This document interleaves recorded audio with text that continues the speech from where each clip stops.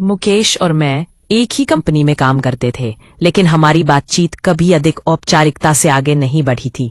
एक दिन हमारी ट्रेनिंग का आयोजन हुआ और हमें एक ही कमरे में रुकने के लिए कहा गया।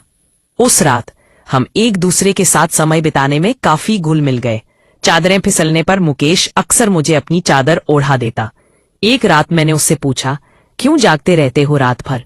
उसका जवाब सुनने की बजाय वह अगले दिन कुछ अधिक शांत नजर आने लगा। रात के समय जब हम सोने लगे तो मुकेश ने मुझे एक कहानी सुनाई जो मेरे दिल को छू गई। उसने कहा, आप शायद यकीन ना करें, लेकिन 2003 का साल था। उस समय मैं अपने दोस्तों के साथ बहुत व्यस्त था। एक दिन जब मैं अपने दोस्त से मिलने गया, तभी मुझे पता चला कि मेरे छोटे भाई दिनेश की तबीयत खराब है। मैं तुरंत घर की ओर दौड़ा।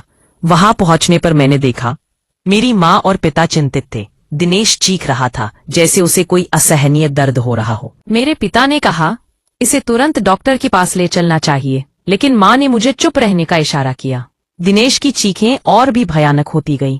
नानी ने कहा, इसे पूजा घर में ले चलो, और दिनेश उस बात पर और भी चीखा।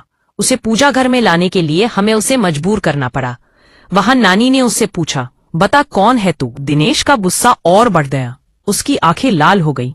वो चीखते चीखते बेहोश हो गया। मैंने सब देखा और उस दृश्य ने मेरे दिल को चुरा लिया। मैं बाहर आकर रोने लगा और भगवान से प्रार्थना की। दिनेश के रात भर कराहने के बाद हम सब उसके चारों ओर इकट्ठा हुए। उसकी हालत अब भी भयानक थी, जैसे कोई और उसकी आत्मा में प्रवेश कर चुका हो। फिर दिनेश ने एक अजीब आवाज में कहा, मैं शाहडोल की हूँ। यह सुनकर हमने उससे पूछा कि उसे क्या चाहिए। उसने एक मटकी, 4 नारियल और कई चीजों की मांग की। इस सब के लिए हम बाजार भागे। माँ के आंसू मेरे दिल को चीर रहे थे। हमने बाजार से सामान लाए और दिनेश के सामने रखे। अचानक उसकी हालत में सुधार होने लगा। कुछ दिन बाद दिनेश को काम के सिलसिले में भोपाल जाना पड़ा। होटल में रात को उसकी चीखें सुनाई देने लगीं। जब लोग उसके कमरे में गए तो वे देख सकते थे कि वह हवा में लटका हुआ था। ये वही दिनेश नहीं था जिसे मैं जानता था। दूसरे कई तांत्रिकों से भी मदद ली गई, लेकिन दिनेश की हालत सुधरने का नाम नहीं ले रही थी। एक दिन हम कलकत्ता के काली मंदिर गए।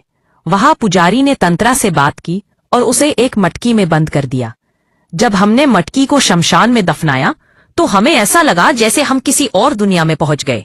दिनेश धीरे धीरे ठीक हो गया, लेकिन उसकी कमजोरियां बनी रहीं। ये सब अनुभव मुझे उन चीजों पर विश्वास करने पर मजबूर कर गया जिनका कभी मैंने विरोध किया था। 5 सालों की संघर्ष के बाद हमने सब कुछ सहन किया। आज भी मैं रात में उठकर देखता हूं कि वह ठीक सो रहा है या नहीं। ये सब सुनकर मैंने मुकेश से कहा, बेशक ये कहानी किसी के लिए बेमिसाल हो या ना हो, लेकिन तुम दोनों भाइयों का आपसी प्यार बेमिसाल है।